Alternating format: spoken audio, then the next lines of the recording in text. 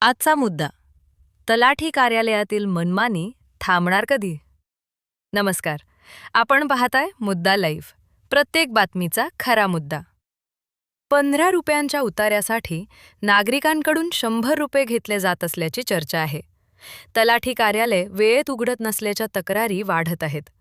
आणि एका चकरीत काम होत नसल्याने नागरिकांना वारंवार हेलपाटे मारावे लागत आहेत. ऑनलाईन सुविधा सुरू असूनही सामान्य माणसाची पिळवणूक थांबत नसल्याचा आरोप केला जातोय.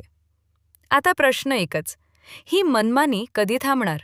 आणि प्रशासन दोषींवर कारवाई करणार का? हा होता आजच्या बातमीचा खरा मुद्दा. जिल्हाधिकारी महोदय लक्ष देतील का, असा सवाल शेतकरी आणि नागरिक उपस्थित करत आहेत.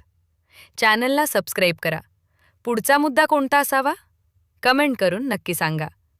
भेटूया पुढच्या बातमीत नवीन मुद्द्यासह. धन्यवाद.